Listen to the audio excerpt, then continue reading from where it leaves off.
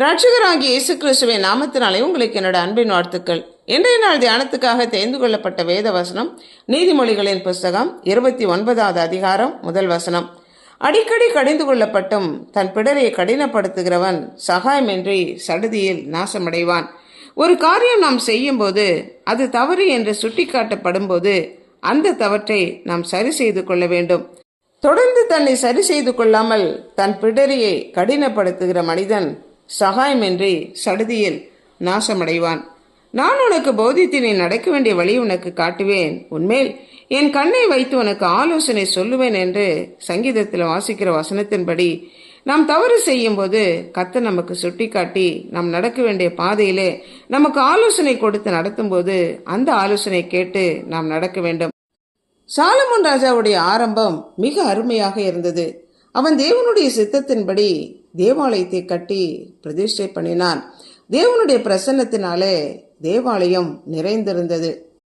தேவன் அவனுக்கு சொப்பனத்திலே தரிசனமாகி நீ விரும்புகிறதை கேள் என்று கேட்டபொழுது அவன் தேவ ஜனங்களின் நியாயம் விசாரிப்பதற்கு தனக்கு ஞானம் வேண்டும் என்று அவன் கேட்டான்.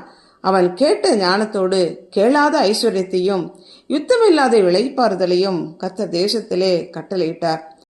அவன் அநேக அந்நிய தேசத்து ஸ்திரீகளை விவாகம் பண்ணி 700 மனையாட்டிகளையும் 300 மறுமனையாட்டிகளையும் திருமணம் செய்து அவர்களுடைய விருப்பத்திற்கிணங்க அவரவர்களுடைய தேவனை பின்பற்றி கடைசி நாட்களிலே தேவனை விட்டு வழிவிலகி போனான். அவனுடைய இருதயம் தாவீதுடைய இருதயம் போல தேவனோடு கூட உத்தமமாய் இருக்கவில்லை. தேவன் அவனுக்கு அநேக முறை சொப்பனத்திலே தோன்றி அவனை எச்சரித்த போதும் கூட அந்த எச்சரிப்புகளுக்கு அவன் செவிசாய்க்காதபடி தன்னுடைய இருதயத்தை கடினப்படுத்தி தேவனை விட்டு வழிவிலகி போனான். கர்த்தர் நமது கையில் எழுதி கொடுத்திருக்கிற அவருடைய வார்த்தையின்படி கட்டளைகளின்படியும் நியமங்களின்படியும் நடக்க அழைக்கப்பட்டவர்கள் நாம். நமக்கு அருளப்பட்டவைகளின் படியும் சொல்லப்பட்டவைகளின் படியும் நாம் மிகுந்த ஜாக்கிரதையாக கவனித்து அதன்படி நடக்க வேண்டும். ஏன்னா தேவதூதர் மூலமாக சொல்லப்பட்ட வார்த்தையே கேட்காமல் இருக்கும்போது தண்டிக்கப்பட்டிருக்கிறார்களே. முதலாவது கர்த்தர் மூலமாகவும் பின்பு அவரிடத்தில் கேட்டவர்களால நமக்கு உறுதியாக்கப்பட்ட அடையாளங்களினாலும் அற்புதங்களினாலும் பரிசுத்த ஆவியானவருடைய வரங்களினாலும் தேவன் தாமே சாட்சி கொடுத்ததா இருக்கிற இப்படிப்பட்ட பெரிதான ரட்சிப்பை குறித்து நாம் கவலை இல்லாம இருந்தோம் அப்படின்னா தண்டனைக்கு தப்பித்து கொள்ள முடியாதே. சாலமோன் ராஜாவை போல நம்முடைய இருதயத்தை கடினப்படுத்தாதபடி தேவனுடைய வார்த்தைகளுக்கு செவிசாய்த்து நடப்போம், ஜெபிப்போம்.